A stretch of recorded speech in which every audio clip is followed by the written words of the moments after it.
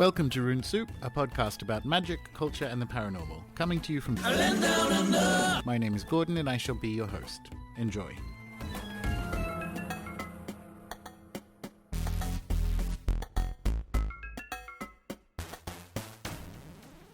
Today on Rune Soup, we welcome back artist, folklorist, author, initiate, and practitioner of multiple Old and New World traditions, Jesse Hathaway Diaz. Jesse has previously joined us, along with his fellow editors of Cipriana Old World, in an earlier episode. But someone of his many talents and learnings certainly demands a solo album. Jesse, welcome back. Thank you. Good to be here. Yeah, this, I guess we would call your 1.33333 time on the podcast? Yes. Yes. Because we were sharing the airwaves last time, I didn't get to ask you the traditional question number one. So, Jesse, were you a weird kid? Yes. Maybe. Depends on who you ask.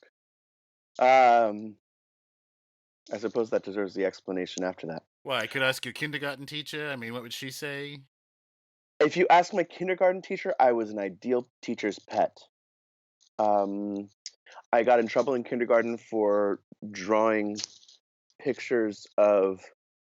I don't know if I got in trouble so much as my parents, during parent-teacher conferences, were called, or they came in and were explained that I had been drawing pictures of naked men and women during lunch, and was explaining to my classmates where babies come from. But my parents are nurses, and I think in the year before, asked very specific questions, and they gave me very specific answers and showed me books. So I guess I was an early childhood educator. I just didn't know it. Then you had science on your side. What's the teacher going to do? I did. And then I never, embraced science again after that. So it was, once was enough. Yeah, once was enough. But no, I had a fantastic schooling experience as a child, and it was great. I went to school not too far from my house. I'm from suburban Los Angeles, in the mountains, and it was a old estate that had a school that was it used to be a private girls' school that expanded into a co-ed day school eventually, and it was wonderful. Great teachers, and just really interesting to be on the grounds where there was a early 1900s mansion with secret passages and things like that. And I was there until fourth grade, and then went to Catholic school after that, which explains the rest of it. So, well, yeah, I was going to ask. If your parents were nurses, were they also? I mean, did you grow up in a house that was occult friendly, or that kind of thing? Yes. I would say determining what occult means to different people. Sure. I grew up with folk Catholicism on the mother's side, family history of Curanderismo, and midwifery from my mother's family is Mexican. Half of her family is New Mexican, in the sense of having always been in New Mexico. Some of them consider themselves, use the word Spanish to describe themselves, although there's heavy indigenous in there as well. But we're talking early 1600s traceable New Mexico. Yeah, my favorite kind of anti-Trump Twitter meme during the election was "Make Mexico Great Again," and it had the original outline of Mexico. So that's exactly. Presumably what you're referring to. Yes. And then the other half of our family is from northern Mexico and central Mexico. So, Leon, Guanajuato, Chihuahua, and these states down there. But so this kind of familiarity with folk Catholicism and beliefs in a worldview that was different from the American Catholicism that I was exposed to later on. Honestly, when I went to Catholic school as a small child, it was still very, God makes the sunrise every morning, and we have an influence on that type of thing, and that the Virgin Mary appears to you in your coffee, and that's just normal. It also includes that kind of Mexican worldview where everything is included. The entire world is viewed through a Catholic lens, and everybody else is living in it with you. And it doesn't matter what religion they are, because it's still a Catholic world. So I guess you can argue over whether that's small C Catholic or big C Catholic, but it doesn't matter to the people living within it. So No, there was it's that. all Yeah. Catholicism, and it allows the other stuff to happen within it. I mean, that was going to be question one, like what makes specifically specifically Mexican magical lifeways unique. Hmm. I have I can go into my personal theories about that versus personal upbringing and things like that, but I would say the preservation of the miraculous. I am very interested in we like fear now to get in touch with God. There's quite a few authors. There are quite a few authors that have focused on looking at how after the Protestant Reformation and the death of miracles, effectively, um, that there comes a point where our only contact with God is through being afraid of something, and the kind of harkening back to Catholic motif in Protestant culture to vanquish demons, for instance, to go to the old religion in that form. That never happened in Latin America, and Mexico is the witchcraft of Mexico is not reaching back to paganism. It is an inheritance of everything that's ever been on the soil, and that all exists within a Catholic worldview. So the ideas that permeate the Anglophone witchcraft and Anglophone magical world that has this strict divide of Protestant and then Catholic and then pre-Catholic to Roman and beyond that does not exist in the same way in Mexico. And there is a celebration of the mestizaje. At this point, there is. They didn't always used to be, but the mixing of bloods within our our families. That this awareness that Guadalupe is Azotonantzin, is also Guadalupe, is Azotonantzin. It is not a negation. One is not the replacement for the other. They are both there and accessible.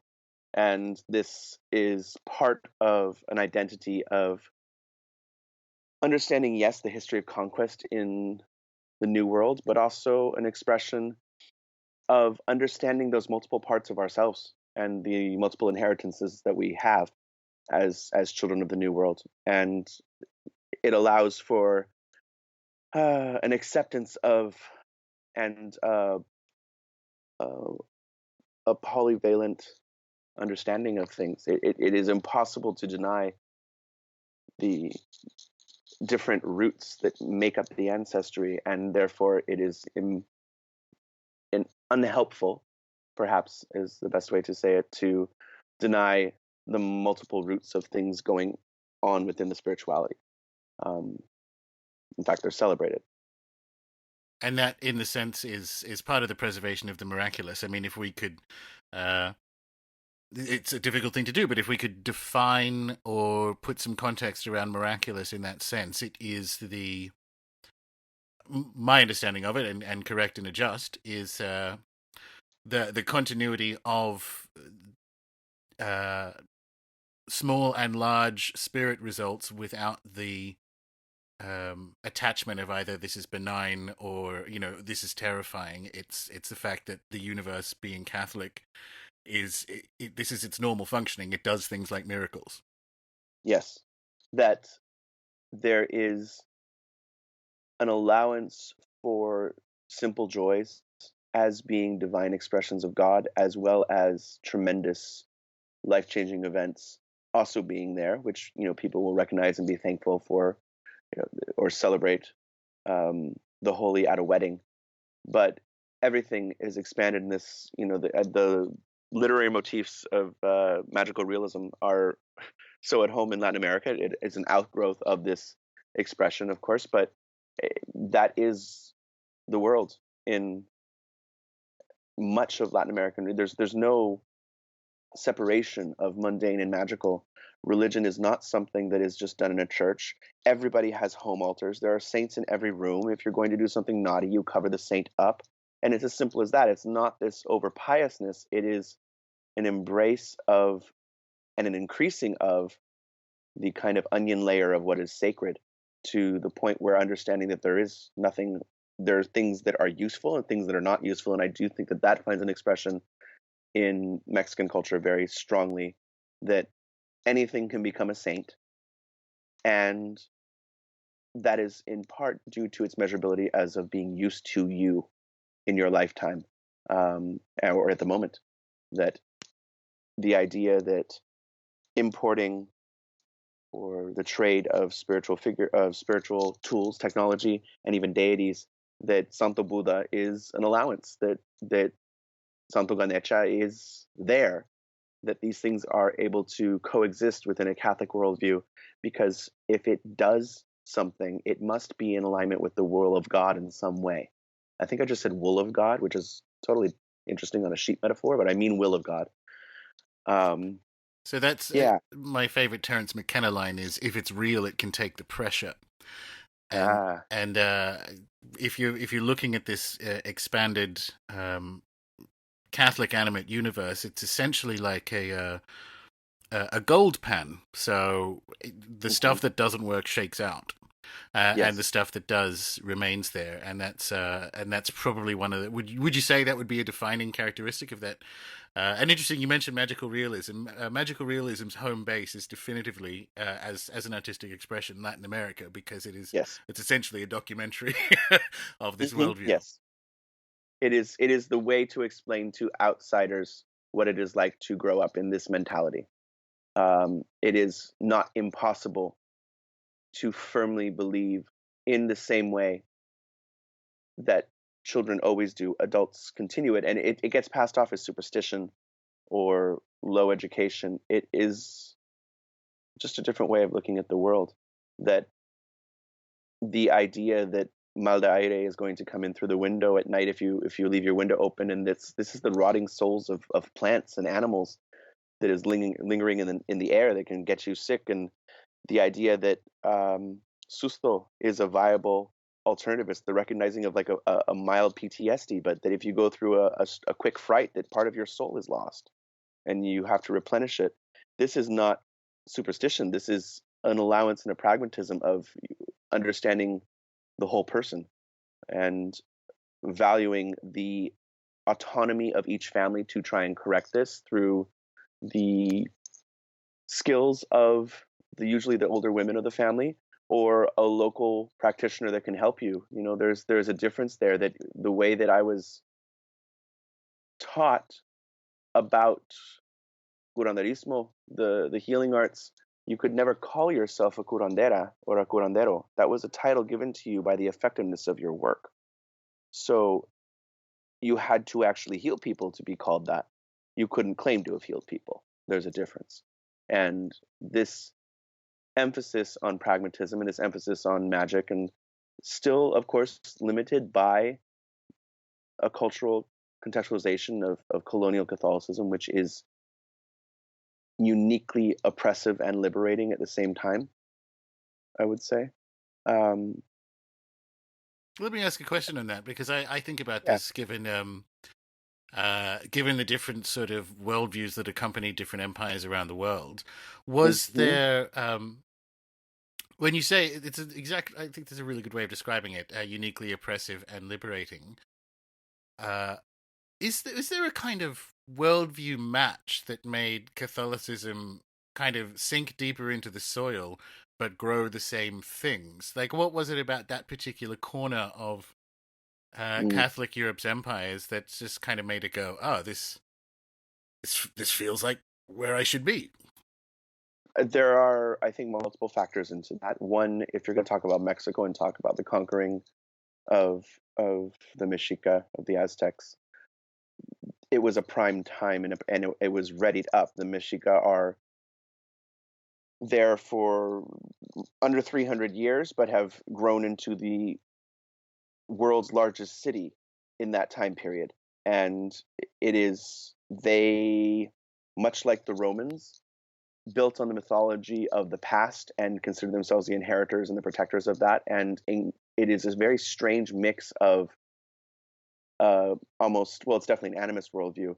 It gets described as shamanic, but it is a state heavy, top down, fascistic city state religion that demands tremendous sacrifice, and it that side of authoritarian rule over a people, where the mythology both supports it and is incredibly separate on every level of the society for the different class systems, I think that there is a direct parallel to the multiple tiers of being in an expanded, weird Spanish golden chain that just kind of comes over intact. The other side of it is this is talked about in a few books. Most notably, Rites of Sacrifice talks about it in a very articulate way, which is a book looking at the San Simon cult that is superb. But giving the concrete example of there was no religious conversion through language in the way that there was in the rest of Europe. There was a new experiment that was done in Mexico and Central America, which was the Franciscans that came. And you either have Franciscans or Jesuits when you're talking New World conversion. The Franciscans that came chose not to teach through demanding the new language be learned. They converted the existing texts and scriptures and catechismic doctrine into the language of the locals. And in doing so, you don't convert in actuality, especially in an agglutinating culture. What you end up doing is, if I describe my God to you on your terms and I use the name Ipalnemwani, which they translate as he in whom we move and have our existence, you already know that name.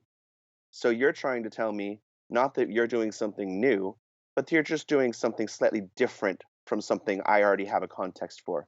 There is no true clash that happens. I am not told I have to drop something. So it is not just the dressing of local deities as saints, which doesn't quite happen in the same way. It's more about value centers. You see the complete dropping of the war gods because they had their chance and they were horrifically defeated. You see a complete continuation of the rain gods because everyone needs rain. You see the dismantling of the Templo Mayor, brick by brick, stone by stone, bloodstains and copal resin attached to it still and assembled into the new cathedral. And this is an old technique, right, to demolish, but to build it from the stones of the place in front of the people is an interesting diversion. It's a new technique. And it's all thought out, of course, but it is seen as an answer and a continuation of the same empire by many. It is filling in one strong leader for another. It doesn't mean either of them weren't oppressive. It just, there was a model for it. It continued. There was tremendous death, and that got on before and after. The sensationalism of the sacrifices has to be acknowledged, but there's no way some of that was absolutely possible. And it's often forgotten in talking about human sacrifice in that manner that they did not do casualties in war the same way. They took people alive.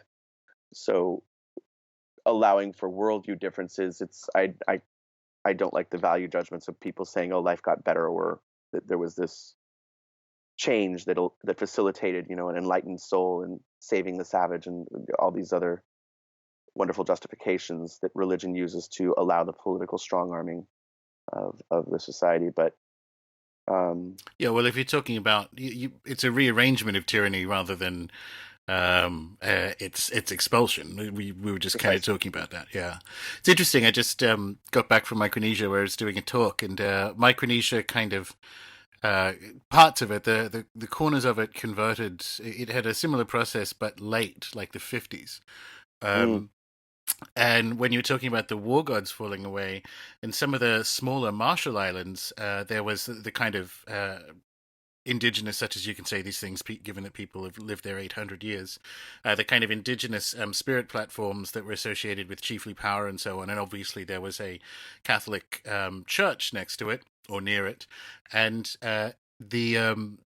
so there was a returning anthropologist, and he was there in like the late 50s, and they all described themselves as Catholic, but they still had this local spirit customs because it was tied in with things like successful fishing and so on. And then they had a giant typhoon, and everything but the church was leveled because the church was built quite thick. And so he came back 20 years later, and the sort of spirit platform had fallen into disuse because the spirit side of that agreement hadn't been kept up. They were, decimated by a typhoon, so now they're all Catholic. But they still Yes. have to kind of go out into the sea and make these, little spirit crosses and all that kind of stuff. But the actual political component, they de-indexed the kind of chiefly spirits because they failed in their promise. Yes. That embracement of pragmatism is there, and is, we tend to oversimplify things looking at history and the science of conversion and this kind of conversion by the sword. That the New World is complex. There's a great exploration of myths of the conquest that has been done, and just the idea that we sell it in history that Cortez came in with 20 Spaniards and defeated an empire. He had hundreds of thousands of people in his army that were both native.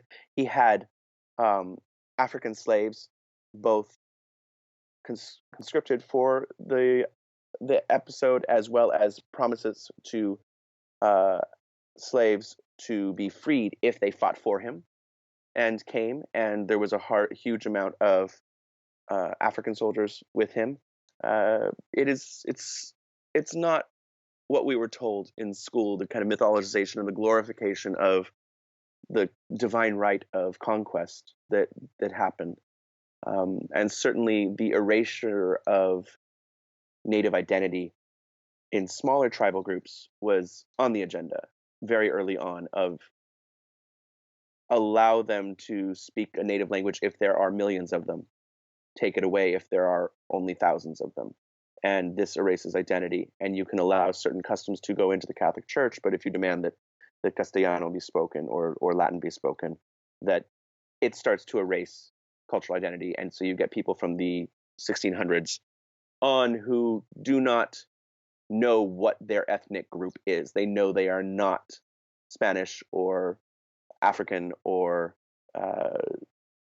they know they're not Mexica proper, from the fallen empire, but they know that their indigenous group no longer even has a name. And that's a whole nother side of identity politics that came in.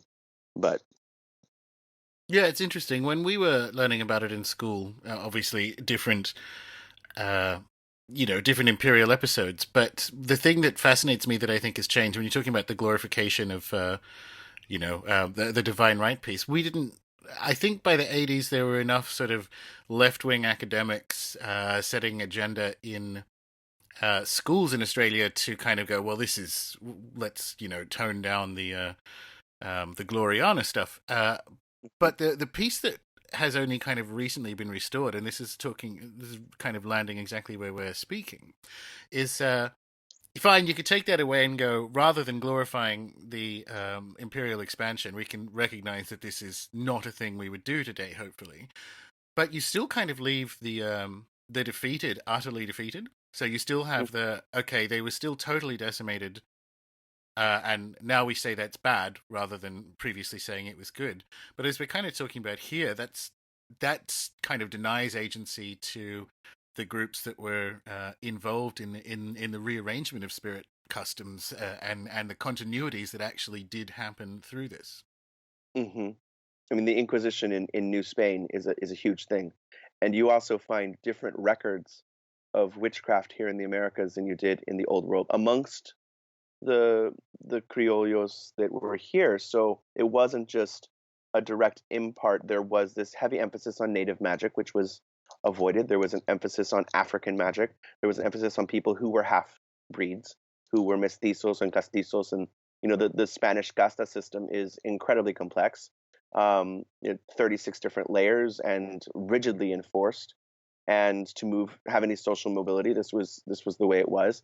But the documentation of who was doing the magic, who was being persecuted for it, the advocates saying that this is hysterical, that you are being called out in an early way, politicians and the church being called out internally, saying you're doing this for land, you're doing this for power, you're doing this for money, whatever it is. It was an interesting dialogue that shifted when the New World was brought into it. And that is fascinating to look into. The other side of it is the chronicling. Yes, that is the word.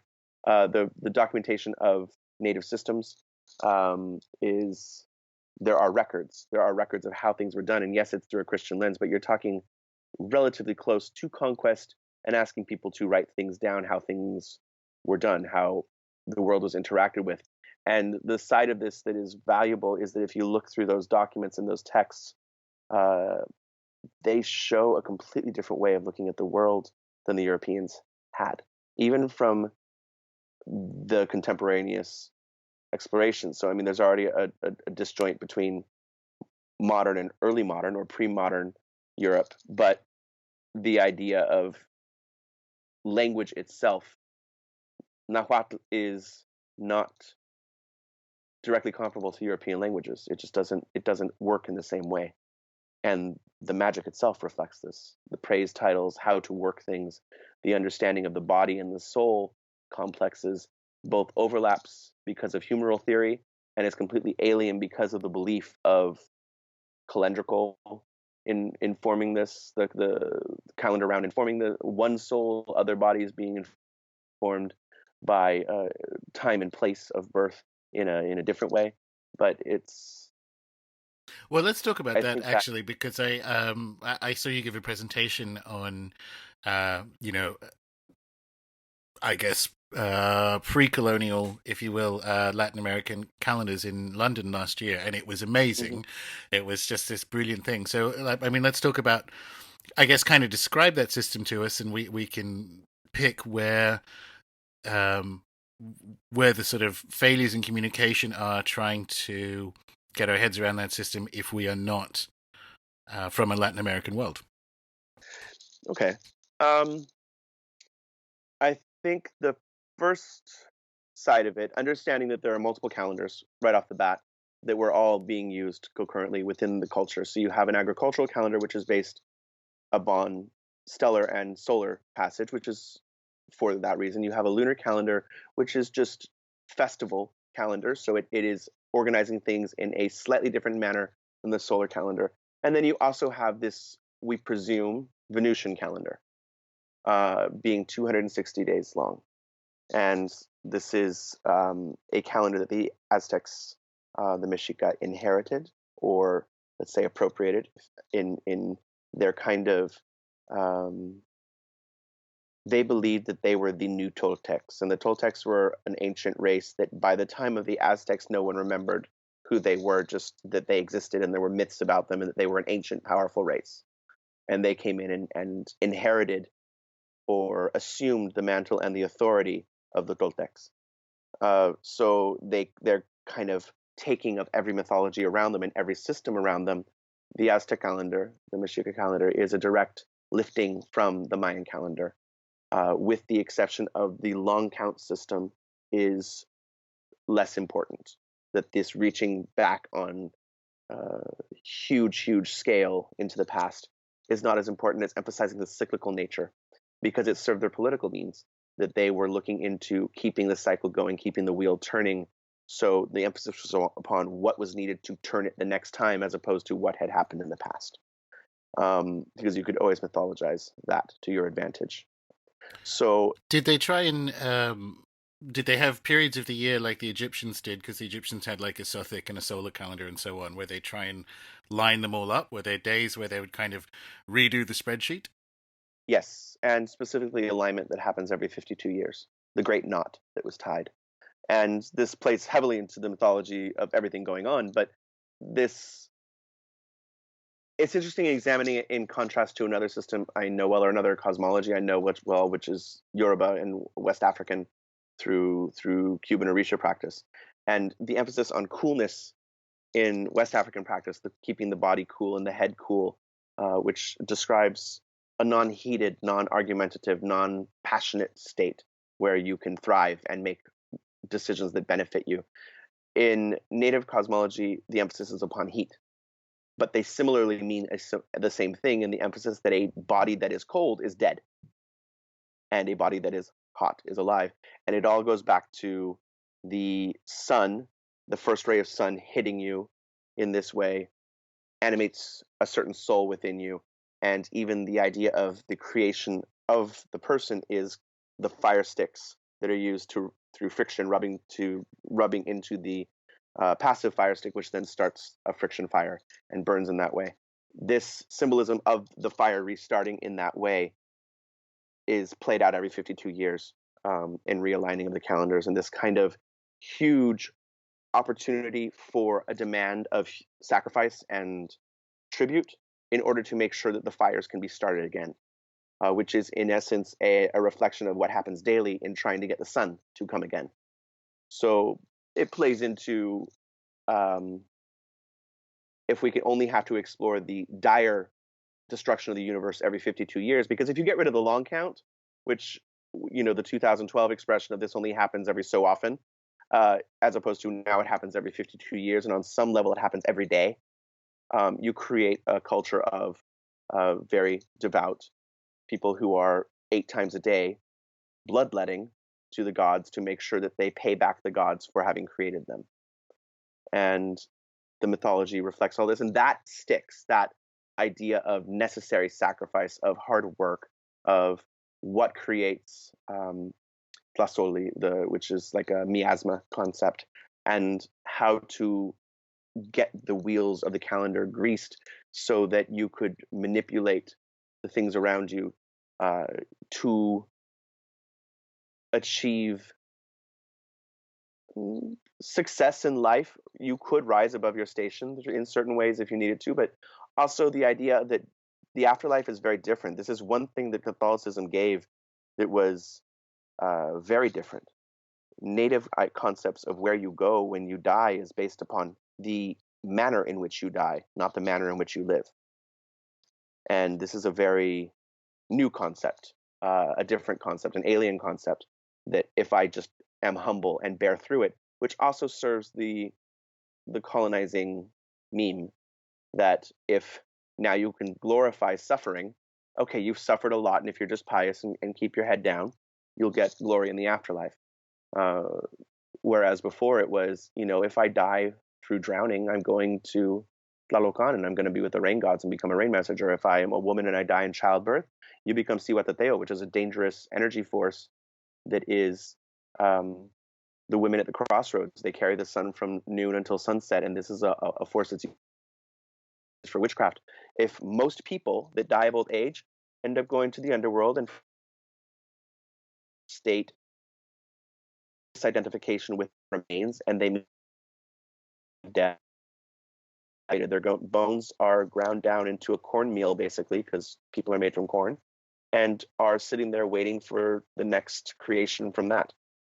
So this world is, and the worlds themselves, the 13 layers of heaven and the 9 layers of the underworld, of which this earth is the middle layer, are held together by this calendar that is time itself and the proper division of time amongst rulership, which is not unlike planetary hours, that they're the 9 hours of the night, which are reflective of the 9 layers of the underworld, there's ownership that is transferred and correspondences for each of those things. So you could plan your actions according to those things, and that depending on when you were born, your body would be exposed to different conflicting and even positive energies for you, useful energies, throughout the day, throughout the calendar. And we also had a possibility of tricking this just a little bit, knowing the sources of these energies and the sources of these animistic concepts. I think about the sort of heaven promise that came with colonizers around the world, because I know a little bit more about how that happened in less technologically complex cultures here, like New Guinea and so on. And it would have, and this is a thing I think I struggle with when talking to people in the Northwest European magical world about how Christianity moved through Europe in its expansion in the 300-400s and so on, which is there is a promise of better magic. So if you're, and I wonder, and I'll actually ask you this because it may not be Latin America specific, but I wonder if the fact that afterlives weren't as built out as they are in the Catholic mode and as appealing is something to do with the fact that you have more spirit interaction within, say, a Highland New Guinea tribe, so that there's never really been a tremendous amount of um, decorating, moving past death, because it's kind of like a normalish thing. But here you have these people show up in, for all intents and purposes, a UFO. Hmm. If you're a New Guinean and say, by the way, you just need to do this one simple trick, and you will live forever in this perfect state. That's some pretty good magic. Yes. That's particularly if you're in a culture. I mean, if you move further south in the Americas and you're dealing with tribes people who have a extremely potent and fascinating magical system, but they're also dealing with things like pit vipers and terrible crap. And you go, hang on a Mm-hmm. minute, someone's offering me this, and I find that interesting about how different parts of the sort of European Christian promise moved into cultures and the bits that they remain. Because it's my understanding that even though that kind of became heaven, these different components of the afterlife carried on in magic, because you would, if people hadn't died correctly, or you could visit these realms, they still existed even if heaven existed, and they became kind of incorporated into different things. Is that correct? Is that a fair way of describing it? Yes, directly within at least the Mexican inheritance, which I can speak to, and even a broader context of Latin America. Within Mexico, all it did was replace the fact that if you die from old age, now you could die and go to a heaven. Most people, if they died of natural phenomena, the original assignments of where you would happen to you after death, because these being natural expressions of going to the land of mists, or helping the sun carry the sun across the sky, or going to different heavens based upon what the manner of one's death, this still existed. Uh, Babies who were not baptized didn't go to limbo. They went to the tree of breasts and were suckled there and awaiting potential grinding down and rebirth in a different way. So it replaced the parts that it offered something better. And the other side of it, like if you look at the history of colonization in the Americas, it's important to note that where there were powerful city states or powerful empires, the Spanish sought those out, not just for riches, but as a political thing. They then had that part done for them. In the parts where there were jungles, uh, Catholicism was a much different thing. Catholicism is an urban religion, and it, especially in the New World, the further you are from this, it is very hard. And if you go to some place like Brazil, I talk about this as effect in many ways, but the phrase that God is big, but the forest is bigger. This idea that if you run into the forest and escape as a slave, and the Portuguese try to send people after you, the soldiers realized very quickly that there were wasps in there that would kill them and they would fall dead within 10 seconds of being stung. There were snakes chasing them, and the entire jungle was inhospitable to everything they knew. And so it was cheaper to just let people escape and go get new slaves. In Brazil specifically. So this idea of let the jungle be, do not go in it. I don't want to have anything to do with it. Whereas on the West Coast, fine, you have the Andean Empire, the Incas, that has a complex network of highways. You go there, and then you are exposed their entire empire to it. You expose the entire Aztec Empire to this, and those are the biggest um, bastions of Catholicism in the West, and everything's run out of Mexico City because the Aztecs did the wonderful work of uniting the entire Central Valley and its millions of people. I mean, it helps that smallpox kills off 12 million in like 15, 20 years, but hey, that's its own advantage according to the political side. Um, so I think the emphasis on certain things surviving in the areas where the church couldn't get, and that was inhospitable. The tropics themselves are always inhospitable to people who are not from them. And this idea of um, seasonal round and the celebrations of the Christian calendar from Europe, which the saint methodology and everything is built into a gradual, if not deliberate, then true syncretism, where it is still in alignment with the seasonal needs of the people celebrating them in Europe. Even as disparate as it is from southern Mediterranean to northern European, there is still a possibility to see within these saint festivals and the lore around them the calendar year. And this is what gets emphasized in order to lock in local tradition and have it be of value and keep those value centers intact, like fishing. Uh, that if you are a fisherman, you are going to look perhaps to a saint that has a prominent fish, whether it's Saint Raphael or Saint Peter, that the Fishermen's Guild will in some way acknowledge that saint, and it will be encouraged by the church. In the New World, the tropics themselves, there is no winter, so you have wet and dry at best, and this need for the winter to come and kind of to survive the long night and resurrect on the other side of it is because of hard work and labor in the summer to get you through the long dark night of winter that is death, and the parallels there. There's no programming for the psyche in this way because death is every day. Death is a combat with the world in a much more immediate way of engaging poison, engaging toxicity in your environment, and having to build an awareness of the environment that is not necessarily the same programming that Europeans receive. Well, which growing up in Australia, I understand all too well. It's Yes. Christmas in high summer is surreal, and we do still have the calendars, and it's interesting. I was thinking about it when you gave the presentation last year, that if you want to do like an esoteric hermetic view, so the European view, you kind of have one day is 1 year. But you kind of have and this is a bit that I've been thinking about since you gave the presentation.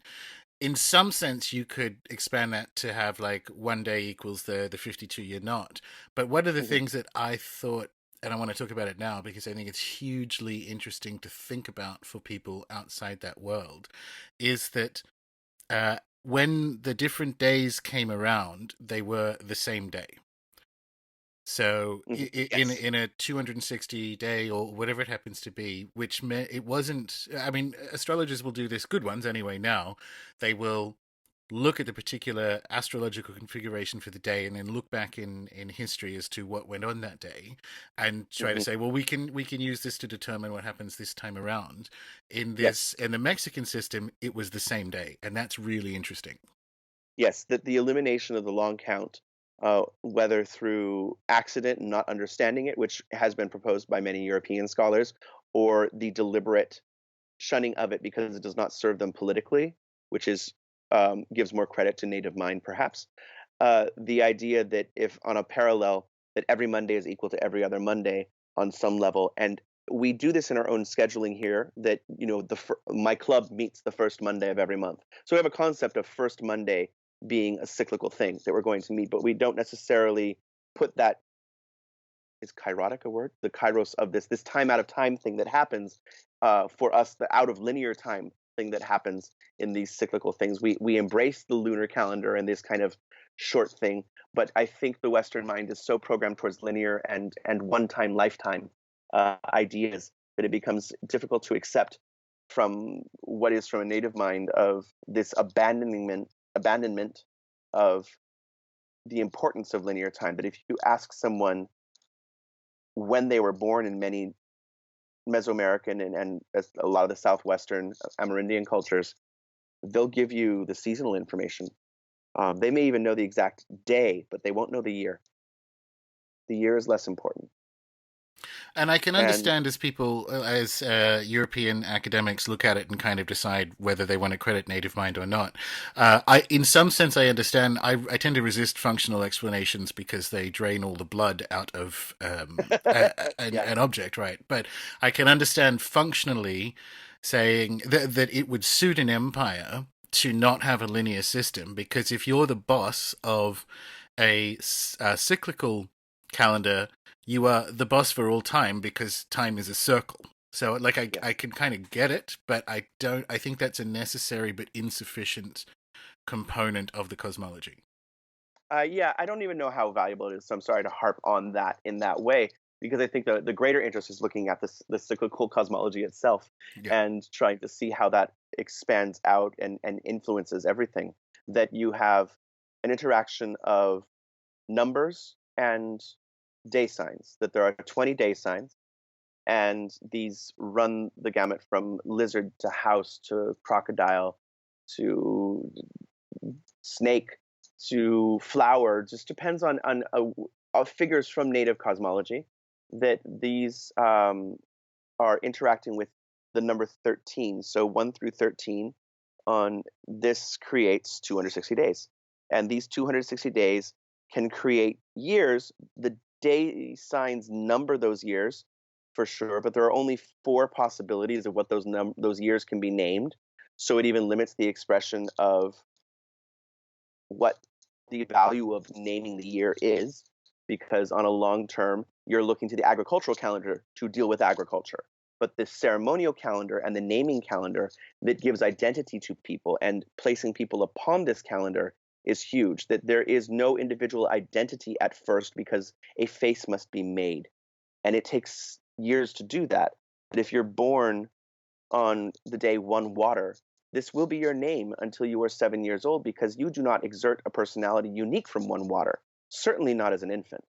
So you will be called by your calendrical name, and this embrace of the calendrical name, which is the formal name people still gave outside of their families, even as adults. They were known by both.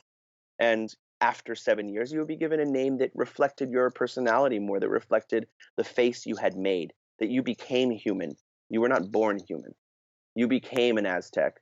You were born an animal.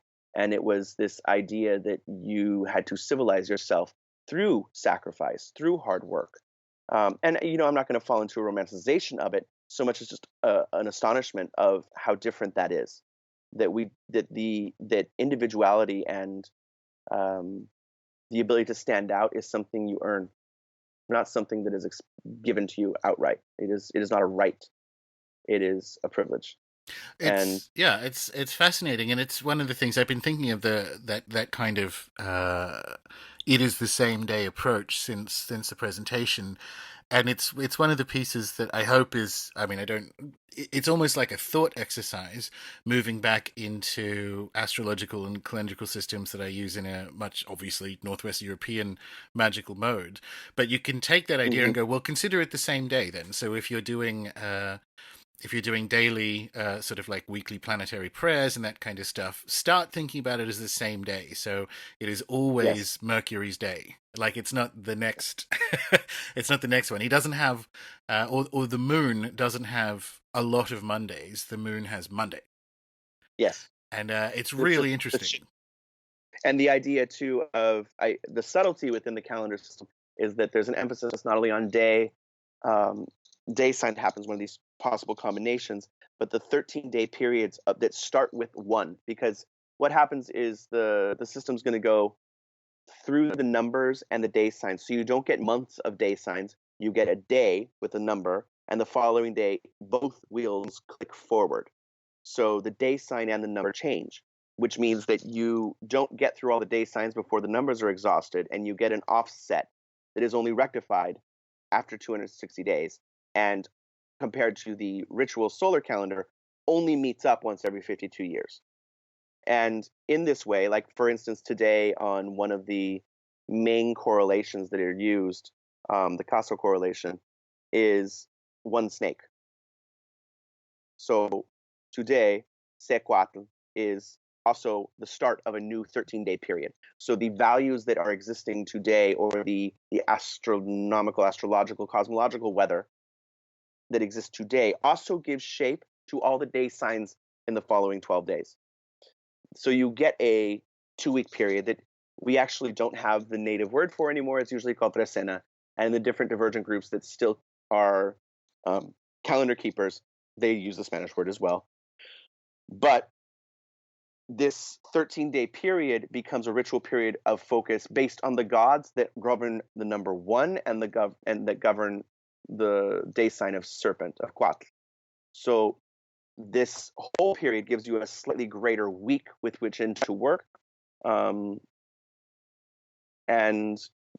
emphasizes also the nature of each individual day.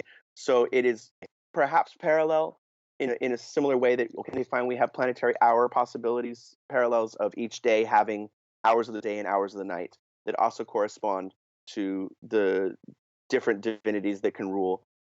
You have a deity that is associated with the numbers of the day. You have a deity that's associated with the day sign, or a couple of deities, and all these flow together and create a unique expression of the souls that you receive if you are exposed to the sun on that day for the first time.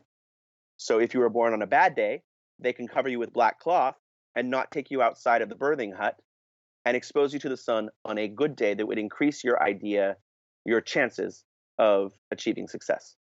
I like that. Well, that was one of the questions. Was how does this knowledge survive? And I think you kind of pointed to it. Is it exclusively difficult to say when you're talking about Latin American cultures? But does it survive exclusively as a, shall we say, like a magical thing, or does it survive as a cultural thing? You see what I mean there? I've artificially separated two things, but that's how I have to describe it. But and especially in something like talking about the multiple intersections of those things in Latin America is mind-bogglingly complex. I would say that there are different facets of what that means because of those intersections, and the study of it by Europeans from the beginning to try and understand it, because it permeates all worldview, means that there was an awareness of it. The average person outside of certain communities knows of it, knows that it affects things, but it is a studied art and has always been a studied art. There are professionals who are calendar keepers, and this person is consulted in as the expert in a city, and there are certain day signs that show the person might have the propensity to be a calendar keeper. So certain professions are learned, hinted at by certain dispositions, certain tragedies, certain debaucheries can be predicted by these signs, and is known. Yeah, it's not just used for births, is it? This would be kind of like an Arabic astrological approach, where if you want to do a business deal or buy a house or something, you can go and see a calendar keeper and go, when is good? Yes. But you would not, it would be from a more solipsistic perspective. You would know your system of the calendar is based upon how many times you've seen the calendar keeper, and most likely the people in your life. You may make the leap of studying their personalities and realizing their calendar names and going, oh, I can put it in this way. But it's always going to be through this familiarity as opposed to a permeating understanding of how the calendar works on a grand scale, which is true of many things in cultural magic traditions, that there's always going to be experts.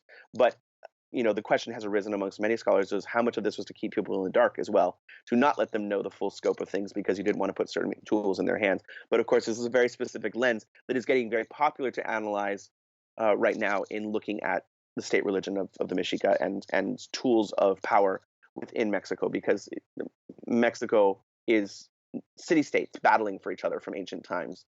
And, it's just a cycle of we conquer, we expend our resources beyond our means, and then our civilization collapses. And then a few hundred years down the road, somebody else does the same thing. Well, yeah, because it cycles, as you just said.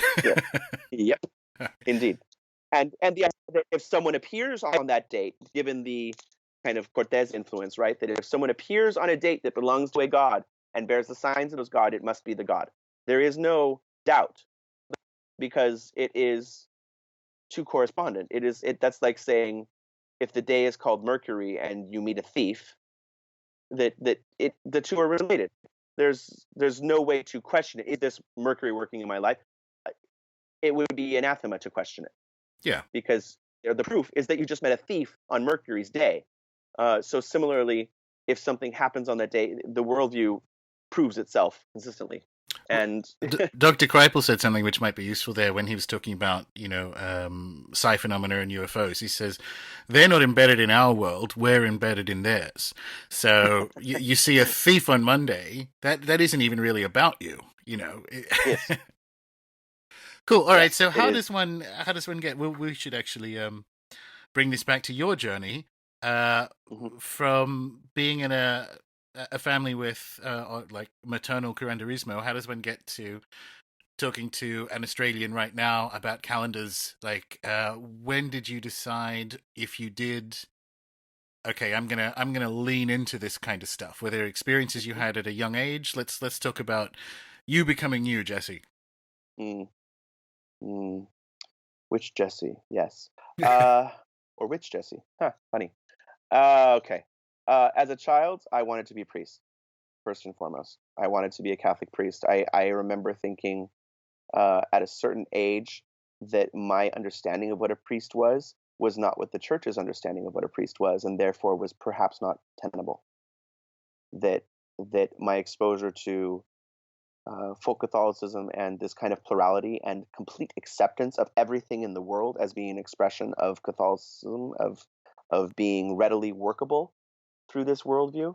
The idea of home devotion and the power of women to control that devotion, to shape it, to keep a family together, to be autonomous, and also extend that help to the community so that the community retains its own sense of autonomy in a foreign land.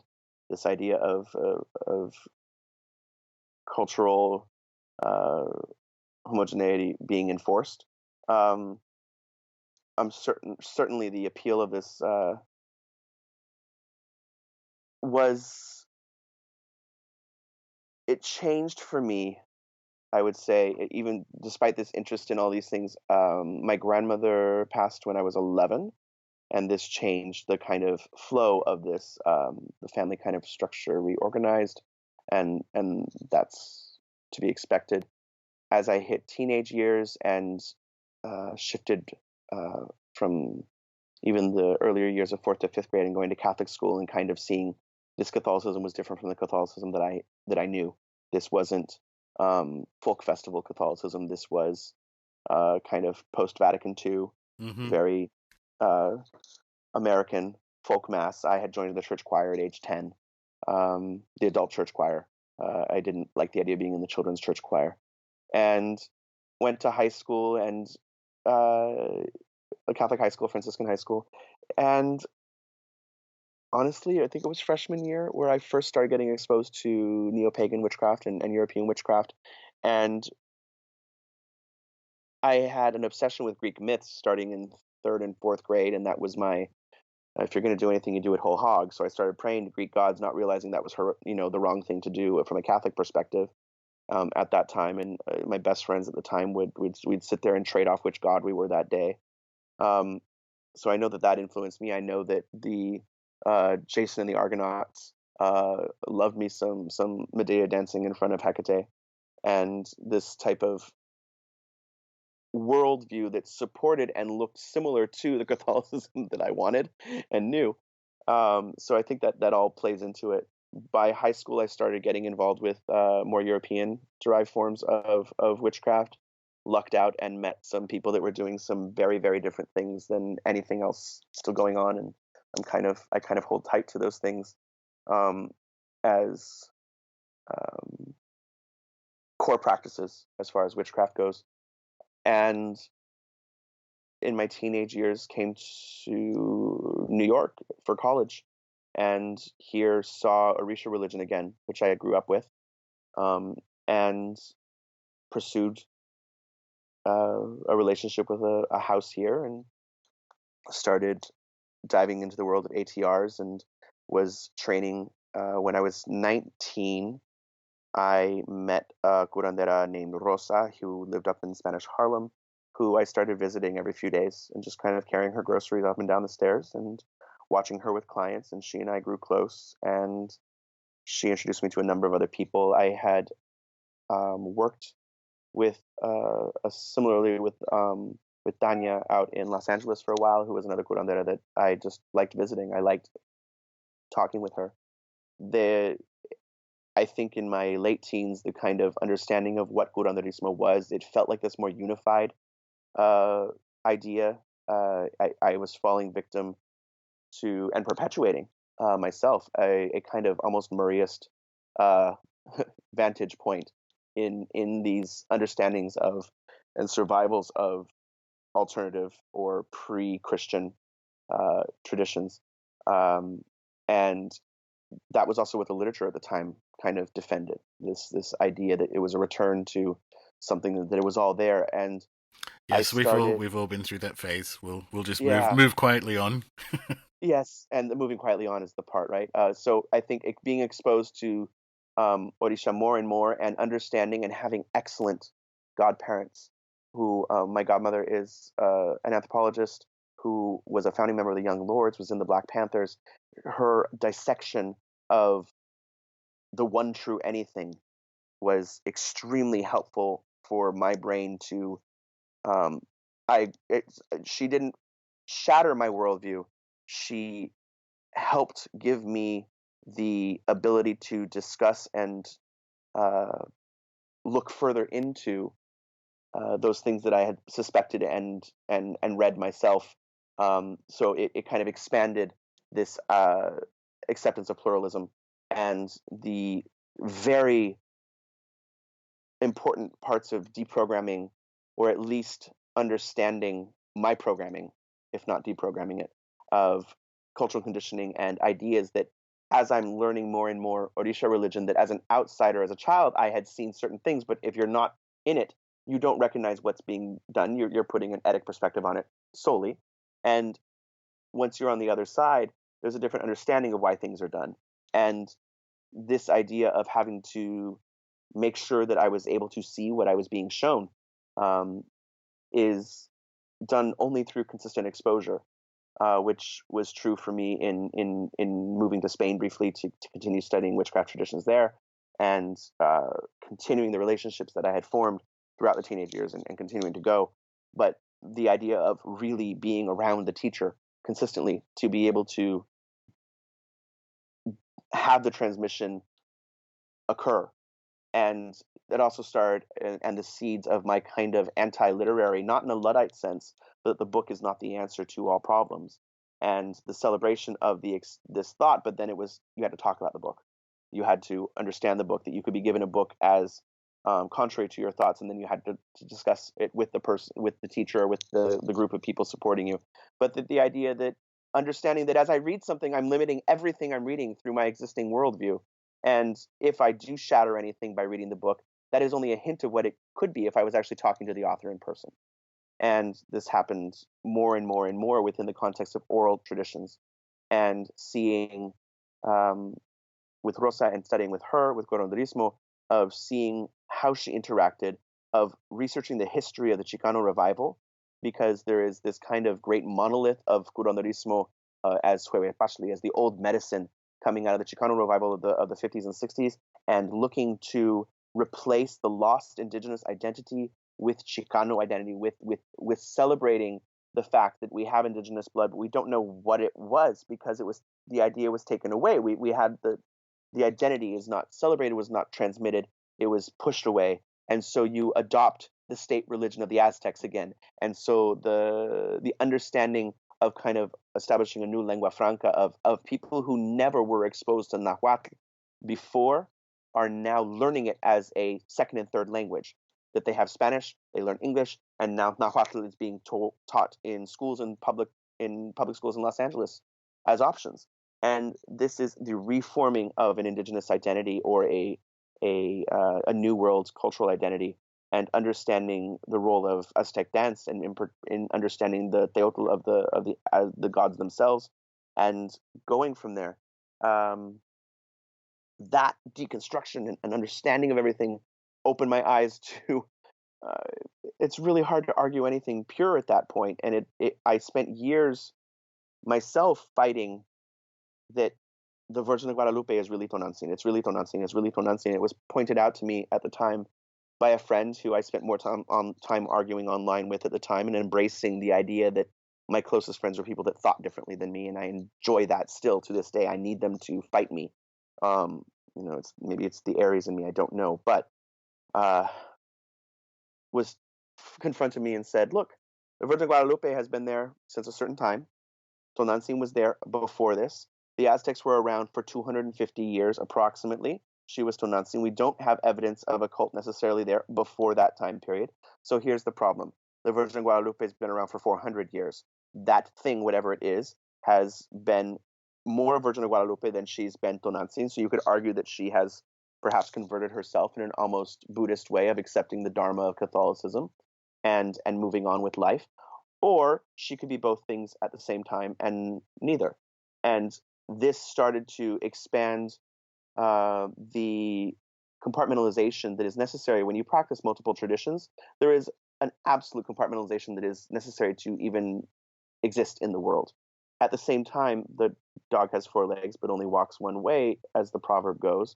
So these things start to affect you and seep in through the boundaries, and you have to redraw those and renegotiate those things that conflict and those things that agree, to not paint them all with the same brush, and to really, if I have any chance of transmitting things or having discussions with people that are in this worldview, I need to be able to communicate in that language, in that text, and understanding and opening up the multi inheritances of my own being, that European witchcraft and Curanderismo and Orisha and eventually Kimbanda and other things that came into my spiritual understanding of my cosmology needed to coexist, needed to be segregated, needed to be integrated, and the necessity of exploring that and being half Mexican,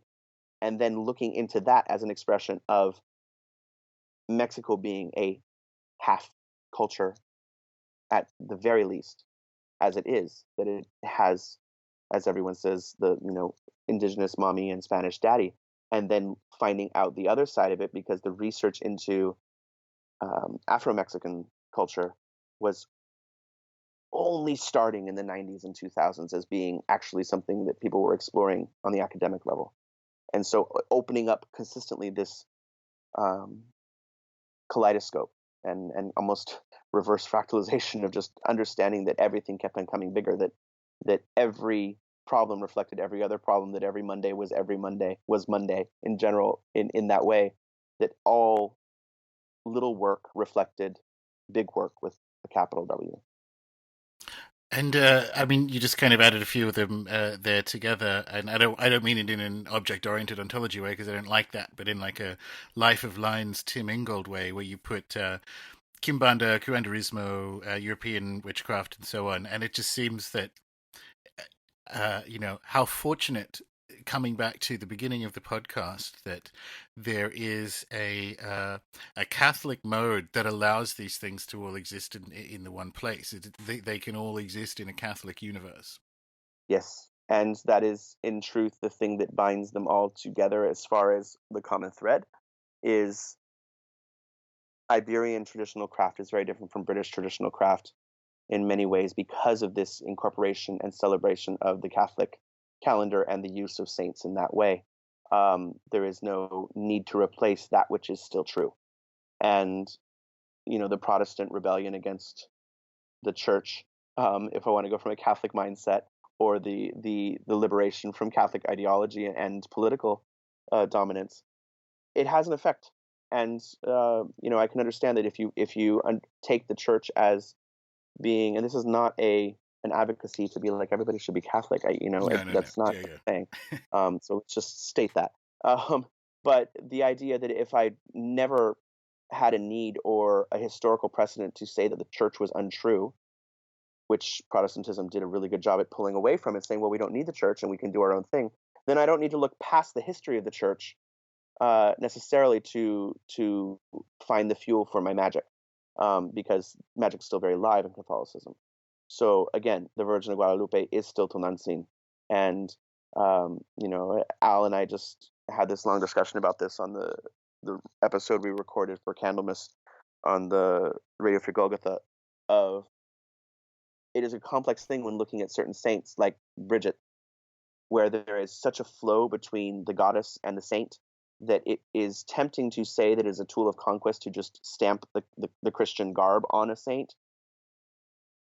But the whole history of Celtic Christianity is also very difficult. It is the inclusion of Christianity because of, as you say, better magic, or an answer to an increasing query, I suppose.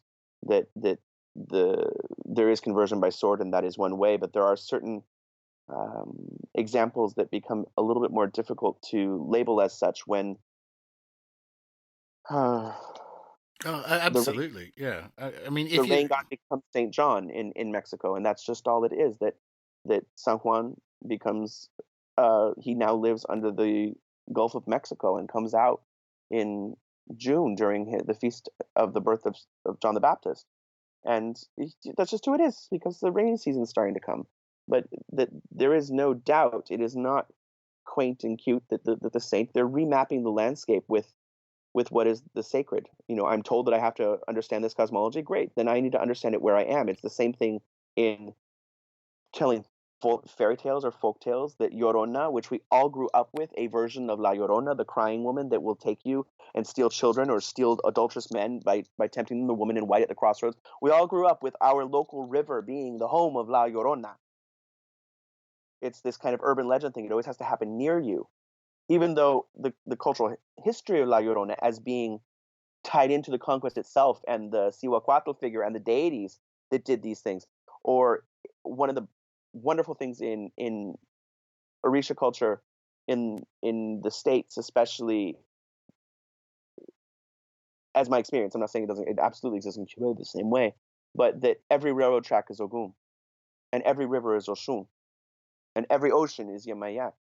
That when you go there, when the railroad tracks are crossed over, to have a car full of people quickly pause and ask for the blessing of Ogun, or that every time you go into the subway, you're asking for the blessing of Ogun because you are in his kingdom.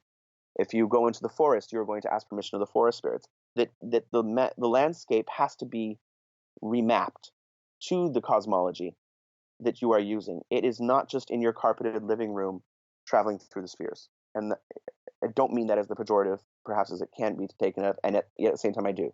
Yeah, it is a parallel in a way to having every Monday be Monday. That the idea of a Mercator map, a map of the world situating where things are, where Mexico City is in relation to Tokyo, is the same worldview. It's not Mm-hmm. it doesn't have the external reality that we maybe think it does. If those thoughts remain unexamined, it's still useful, but it doesn't.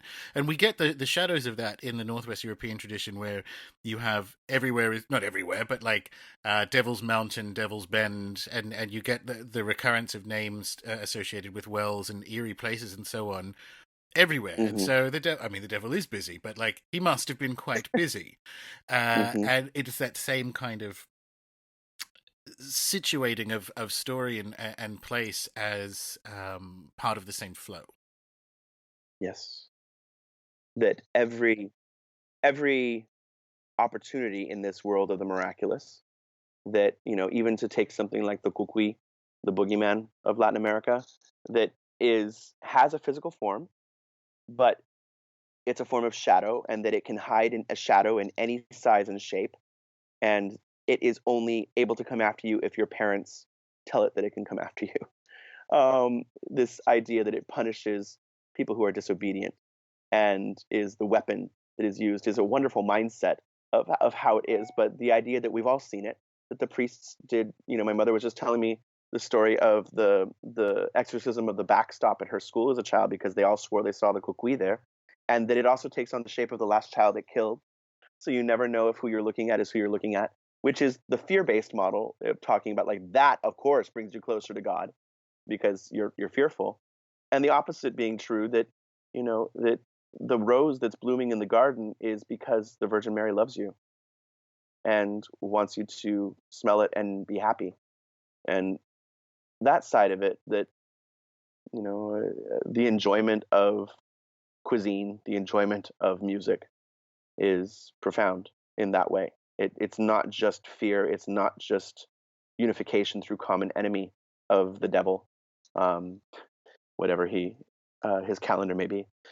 But there's multiple ways to do something, that the saints become friends in your home, welcome friends, not just judgments, not just things on the wall that cast glances down upon you, but that they are advisors, that they are people that can help you do simple things.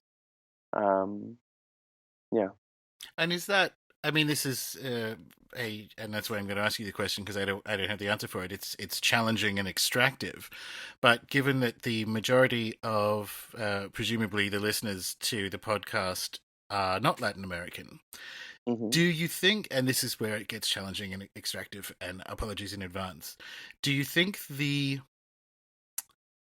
thing that non-Latin American modes have to learn or could stand to learn from these cultures and these experiences is precisely what you were just talking about with the Virgin Mary and the rose, and a sort of bellows breath of magical realism back into these cosmologies.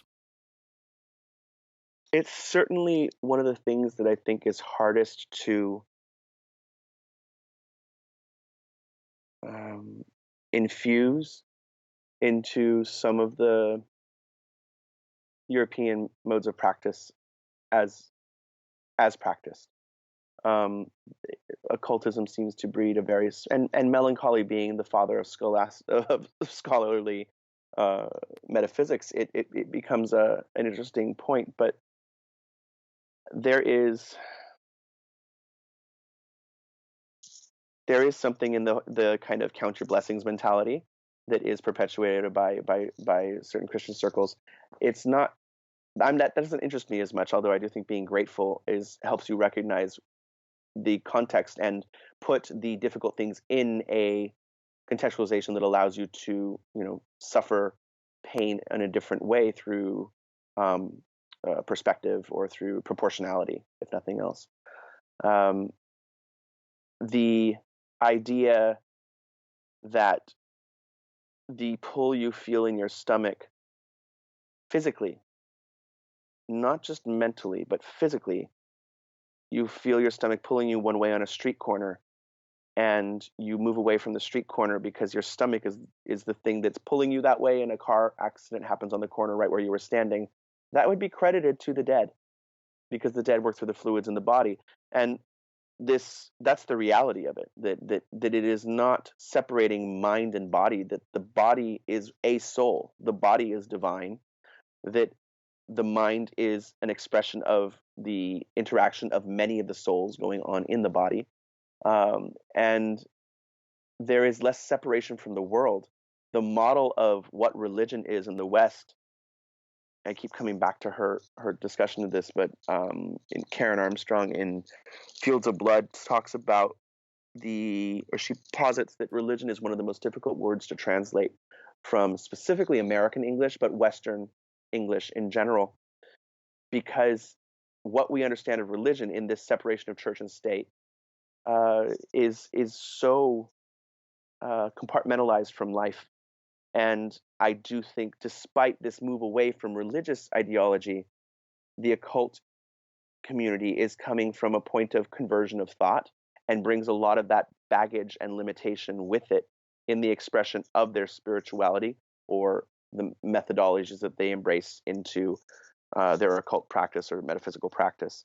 And this limits it, that how we live our life determines how we work our spirits. How we work our spirits determines how we live our life.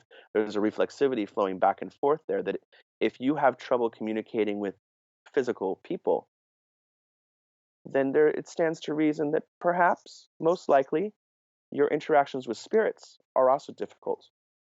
And this idea, the culture that we've created now of agreement only and shying away from debate, or keeping of thought in this way, directly works against this. The idea that spirits don't always agree with you, and if something's only supporting you, then your devil's busy at work, for sure. Yeah, absolutely. That's, I think, a hugely insightful. I love Karen Armstrong. That's a hugely insightful way of looking at the unexamined shortcomings of, and it's obviously challenging when we're talking about the occult world as a world, but I think that's valid. And it also sort of, because usually as we get to the end of the show, and I'm going to ask,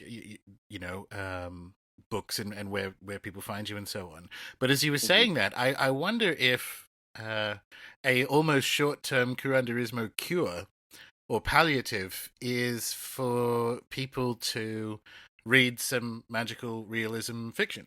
I wonder if this is wholly alien to you culturally, and you kind of into the ideas. I wonder if people can have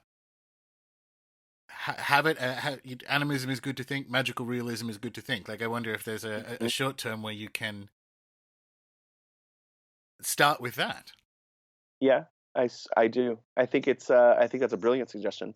Working off of that, because the immersion into the world of the teacher that you might be wanting to learn from, if you do not have that opportunity, because I don't think authors want most of us living with them, then perhaps finding other ways to immerse ourselves in that is important.